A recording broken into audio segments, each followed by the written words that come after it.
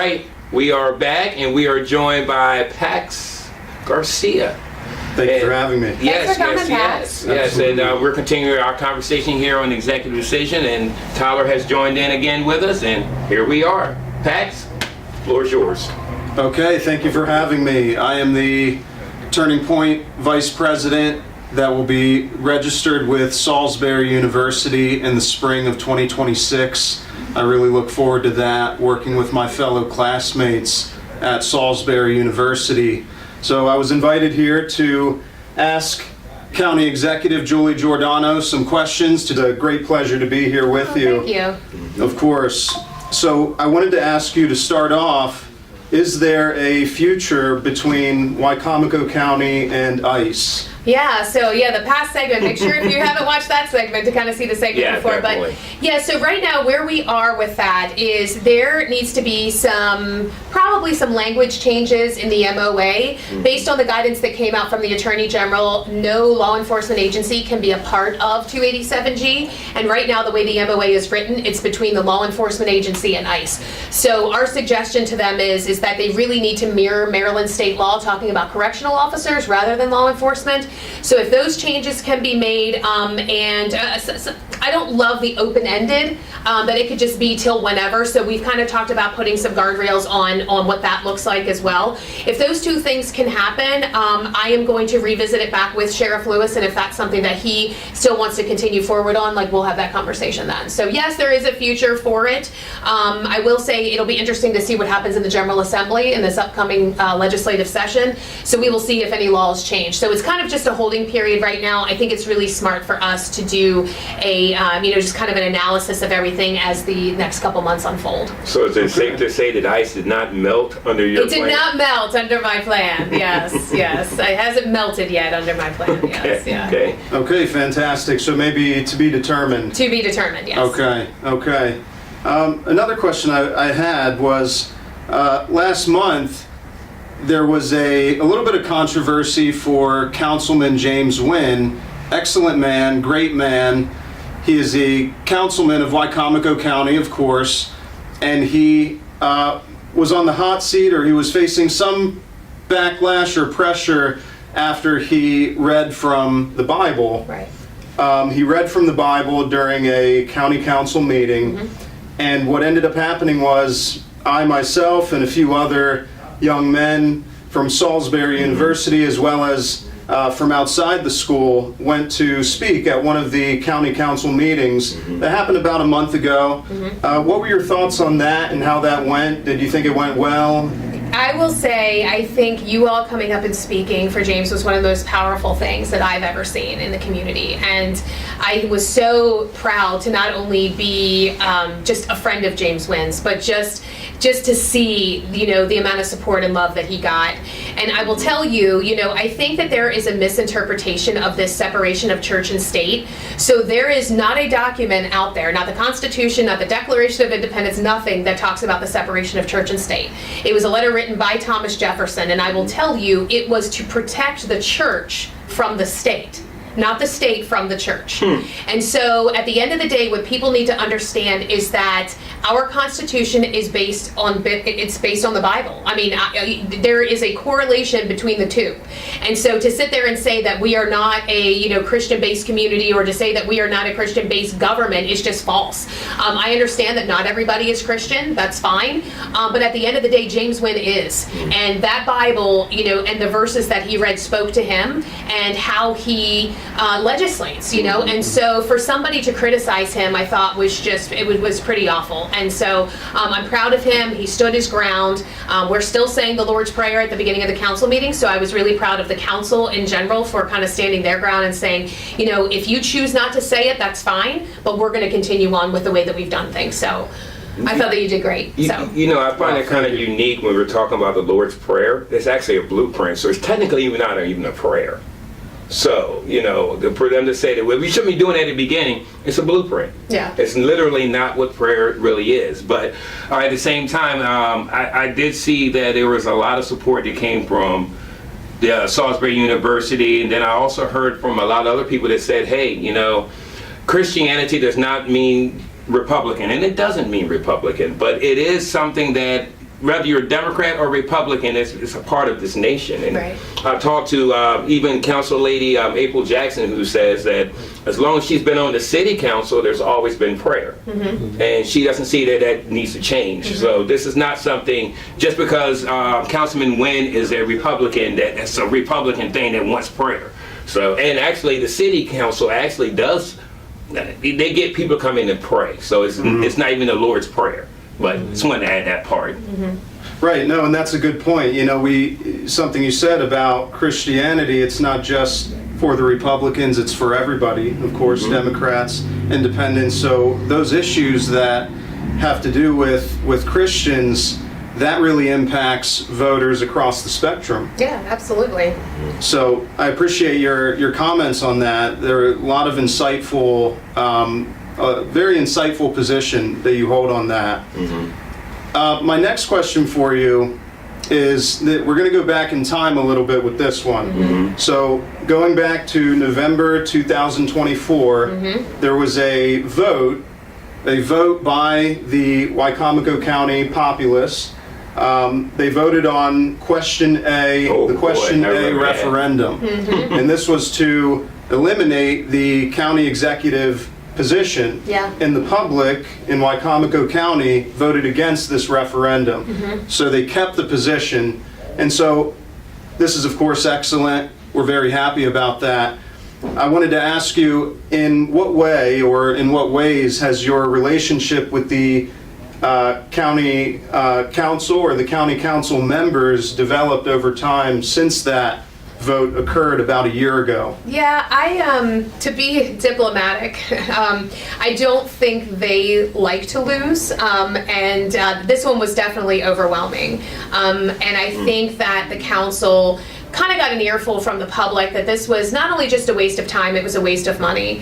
And for a 5-2, if you want to get political about it, the 5-2 Republican council, you should never, ever stifle your ability to vote for somebody. Like, so, and I told this to, and that's why I think, people gave me such a hard time because, we had to reach out to Democrats, we had to reach out to independents because we said, you really want the 7 members of the county council choosing who runs this government rather than you voting for it. Why would you ever take your vote away? Don't ever take your vote away. That in itself is just something that is just unheard of at this point in time. There are only 9 county executives throughout the state of Maryland, and we are lucky to have one in Wicomico County, regardless of it me or whoever is in the role. I'm not going to be in this role forever, believe me.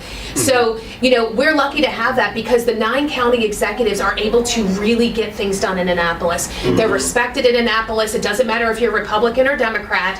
The governor comes in and listens, and whether you like Wes Moore or not, he's our governor. We have to work with him.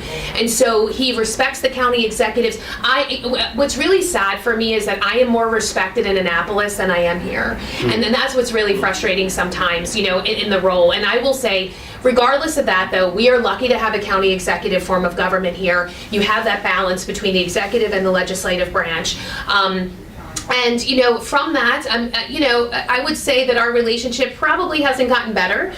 They have legislated some other things that sort of, make things a little bit more difficult for me and my staff. But, it is what it is. Everything too shall come to an end. So I think a lot of those council members are not running again. So we should see a fresh new council. And I think that is going to be something that's a really positive thing for here, in the county. And that's just my personal opinion. Veto. Shouldn't the executive have veto on anything that the council puts forward? You mean for like the ballot referendum? No, I'm talking about like legislation, like you said. Since then. We can. No, I mean since then you said there were certain things they put in place, such as I'm thinking of a couple of the boards or whatever.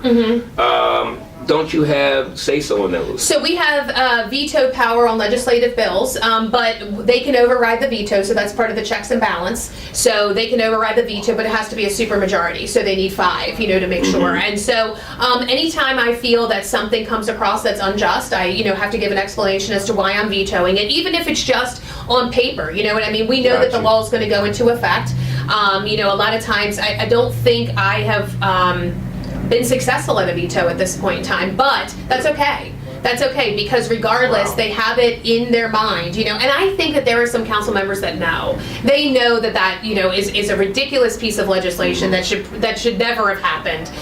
But again, they're just kind of going with the flow and, that sort of thing. So it happens, but if there's something that I don't agree with, I have no problem vetoing it, and then kind of explaining why and what the reason is and what the charter says. It's typically like, hey, this violates this part of the charter, or hey, we already have this code in place, or hey, this should be in the personnel manual, this falls under the executive branch, and they really like to sort of chip away at that power. And when you start messing with the balance of power, that's when things are not really functional. So the way a county government is set up and the way that an executive and legislative branch is set up is to have balance. That's why you have it. And so when you start chipping away at that, it does sort of mess with things a little bit. And as the executive, there are certain things that you have to do that the council shouldn't be doing, like going to meetings and stuff. That actually makes me think about, there was a meeting for like a MDOT meeting. Oh, yeah. And I think you got some criticism on I that. did, 'Cause you had to for be not somewhere going to, else. right. Talk to us. Yeah, so I think what people don't understand, okay, so we had a meeting with the Maryland Department of Transportation. We have to do a transportation priority letter for the county. And basically what it is this fancy document that has all of our transportation priorities in it. Something like Barron Creek Road, fixing Barron Creek, the egress out on Route 50, anything that we want that deals with transportation. The executive staff is the ones that create this document. We meet with the Maryland Department of Transportation in August. So the executive staff has first crack at the Maryland Department of Transportation in August during MACO. So that's my part. My part is to meet with them. We present the letter. What the executive or what the Maryland Department of Transportation does is they kind of read through our packet, and then they want to hear from the public. What does the public think about this? So that's the meeting. So what the council does is they host them for dinner. They visit 3 other counties that day, and so by the time they come to us, they're starved, so they have dinner with us. The council, kind of sponsors, has a dinner for them. And then we go over to the public meeting, and the council sponsors a public hearing, so that way the public can come out and say, hey, we understand that the executive submitted this. This is what's important to us. And so, it's just hearing that piece of it. So I don't really play a role in that meeting per se. Got you. For that part of it. I've already done my piece. My piece is in August. Sure. And then the public comes out in October. So Okay. I will tell you my event, which happened to be the same night, was planned prior to, and the council did not ask, how does this date work? They just sort of set the date. And unfortunately, it was something that I could not change. It was something that had been planned for a while. So, You gotta do what you gotta do. Bunky went over there, you know what I mean? And we made sure, and Tracy, who's my director of planning and zoning, she was He's there. second in command of the county, Yeah, right? so he was there, yeah, so he was there. Okay. We met with them. So again, that meeting is for the council to have a public hearing on that particular document. So really the executive plays no role in that. Now, I can always, obviously it was filmed, like I can go back and look and kind of see Sure, what was sure. important, to the people of the county, obviously, but really that is for the council at that point in time. All right. I want to ask something that I know Tyler and I was talking to Kanisha and some other people about. Affordable housing. Well, what does the county have to play a part in that? But when I'm hearing the city gets a lot of the pressure, but the county hasn't said much. Yeah, so, well, it's hard for us for affordable housing, right? So it's hard for us because we don't have water and sewer. And so there is not a lot of push from the state to be able to fund houses that are on septic and well. So right now, that's why we're doing the septic elimination project. We're doing a lot of things that are going to help get us in the water and sewer business. We have several developers that are knocking on the door of the county. And if we can get, for example, like a developer like Shell Brothers to come in, they're building, $400,000 to $500,000 houses. They're not affordable houses for most people. However, when they build up that inventory, then your 3-bedroom, 1-bath ranchers then become the affordable housing. When you have more inventory, your stock price is going to go down. So that's what our hope is. That's what we can contribute at this point in time. Okay. The problem is, and the biggest issue that we are having is with our health department. Our health department makes it so difficult for septic permits or any sort of permitting in the county. So And that's that a is state-ran. that is a state-ran facility. And what's going on is the governor has done an executive order on affordable housing. Now, any executive orders have to be carried out by the state employees. Our health department's not getting that memo. So we've had to reiterate to them, hey, we have a push for affordable housing, so we really need you to work with us. That could be a whole segment that I could get into a different day, but we are working really hard to try to figure out how can the county be a supportive role in affordable housing when we're not in the water and sewer business. But my Director of Planning and Zoning, Tracy Taylor, has worked with the governor's office looking at how to redo some legislation, making some tweaks to this. We could change tier mapping. There's a whole bunch of different things that we are really working to do in order to help out with affordable housing. So Thank you. we're kind of sidelined right now, but we're trying. We're trying to get in the game. I So. appreciate it. Now, again, I'm still touching on the affordable housing and that situation there. What I'm also hearing is the housing authority. Is that through the county? Or the people that go in, if there's a complaint, isn't that county, right? Well, it's not. Yes and no. Like there's a couple of entities. Like there is like a couple of the housing authorities that are different. I don't even know how to answer that honestly, because we are a piece of it, but it's more of a collaboration. It's not just a county entity. Because the meeting that they had, and Tyler, maybe you can chime in here. They had a meeting over at Pemberton Apartments last week. There's a situation with Tyler. Was it cats, stray cats, rats, and bats? There's numerous issues over there, but you're just talking about specifically. I think the city wants to come in and inspect some of the buildings, but they don't have the authority to do so because they're owned by people that live out of state most Right, of the so time. it's like a private So, yeah. So, you can- but the Wacomico Housing Authority is like a group. You know what I Okay, mean? Yeah, it's not okay. just a county entity, but there's different stakeholders involved with it. So, Okay, yeah. okay. I'm glad you cleared that one up a little bit. But yeah, I was wondering because I know there were some city officials there. I don't think there was any councilman or anything from the county there, and I was just wondering what hand does the county play in? Not much, especially when it's a city entity like that. So if it's a city apartment building, you know, that's within that municipality. We don't deal with the housing authority too much in the county just because most of the density is going to be within the city. So a couple of things, you know, and we have a couple of meetings, you know, a year, you know, just Sure, to kind of see where sure. we're at with things. We had talked about, you know, some tax breaks and things like that. So there are some things on the county end that we can contribute, but we're such a small factor because we just don't have the density. You got that your we hands have in tied the pretty city. much. Yeah, I mean, yeah, and it's not, you know, they're within the city limits, so. Okay, gentlemen. No, I just wanted to close out with something that Pax already brought up. The relationship with the county council. We got a minute, David. No, No, go ahead, go ahead. We're fine. The relationship with the county council, because I know that come next November, it could be a brand new slate. But Yeah. we have almost a year. We have a year, and it's costing taxpayers money. We need some type of way that everyone can at least be cordial and not bring about any more lawsuits. Right. Is there any steps That's a good towards question. that? Yeah, so I think what people forget is that what people see are the public comments, right? Like that's like the part of the council meeting that everybody focuses on. What I would really love people to focus on is the very beginning, not the proclamations, but then we get into the legislative piece of it. Some of those resolutions are things that took 2 years that we have been working on. So the work is done before those public comments. And then the public comes in and you got your 6, you know, that go over and say the same things over and over again every single meeting, and that's fine. But at the end of the day, there is a lot of work that's getting done. We would not be, you know, we wouldn't have an increase in bond rating. We wouldn't have an $80 million reserve. We wouldn't be able to fund schools and be able to support public safety without the two entities working together. And I tell people that all the time. If you look at the legislative agenda, all the resolutions and the legislative bills that are being introduced, that's where the work, you know, happens. And like I said, that part's the boring part, though. People don't want to see that. They're here for the comments. You know what I mean? And so, and that's the frustrating part. But I do hope that people really take a look. There was one, we've been working on getting cell service on the west side of the county down in Bivalve for 2 years. They're getting better. Yeah, well, no, we just signed the agreement. You know, we signed the agreement and it went over to the council, but people are like, oh, that's just a resolution that took 15 seconds. It did only take 15 seconds to pass, but it took 2 years of work. And so that's what people, I think, sometimes forget is that you really need to look at the resolutions and the legislation that's being passed because that's where the work is, the actual work. And so we would not be able to accomplish the things that we've accomplished, getting a new health department, getting, you know, the Fruitland Primary taken care of, like all of these things without us working together. So people see this little bit where it's like, okay, oh, they're fighting again. But in all honesty, behind closed doors, like literally Bunky and Steve just had lunch with the council president last week to talk about different issues. So there are things happening behind closed doors that the public doesn't see.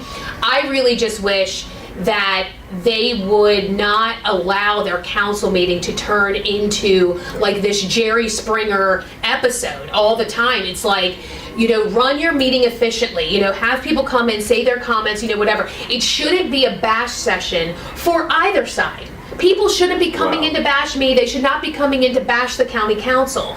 You are coming in because you are concerned about something. You want to see change in something. You want your street paved. Those are the reasons to come. If people are upset about a 287G, those are the reasons to come. It's not to come in and sit here and pinpoint and try to make people feel bad, because look, I get it a lot in those meetings, but the council's had it too.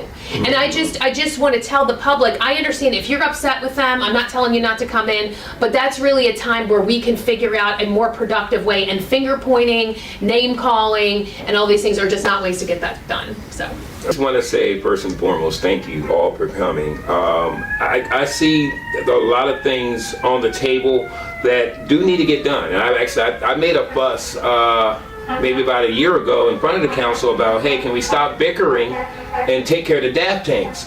Well, nobody said anything. They actually didn't even address it. And here we are now talking about DAF tanks. Right. So I agree with you. We do need to find some way of stop fighting.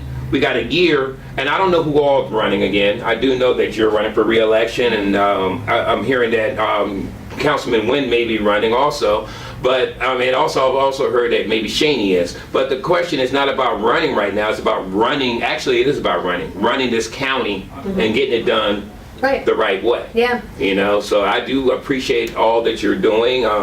I tell you what, it takes a strong person. It really does, to be able to put it with the criticism. I mean, I've heard criticism everywhere. Oh, that's the thing is I have never actually, I think the one thing that I didn't anticipate is everything is politicized, right? And everything is criticized. It doesn't matter. You're either doing a good job or bad Look, job. I'm getting blamed for DAF tanks. I wasn't even an elected official when the DAF tank I went know up. that You for know a what I fact. mean? Like, these are years ago, that this went up, or I'm, where they politicized trash. They were criticizing us for trying to figure out a way to deter trash so that way we don't run out of space, so we're not shipping trash out of here. I was criticized for that, and it's still like, guys, this is, how is it that every single thing turns into some sort of problem? How is it? Is there a time where we could just say, hey, could we work together on this? You know what I mean? We talk, just everything. So education has been, the fire departments have been politicized, the sheriff's office has been politicized. Every single entity of this county at some point in time has been politicized. And when you have a group of individuals who are not part of this show, they have a different show, and they want to just choose to consistently give out that false information and only show one side of things, or create a side. They just create, something, and to constantly create that turmoil is not beneficial to anybody. So if there are questions about the DAF tank, ask me. If there are questions about the trash, ask me. If there's questions about fire departments, ask. And so that's why I appreciate you guys, because you actually come out and say, okay, let's get your side of this, exactly what has been going on. So I do appreciate that. Strong women.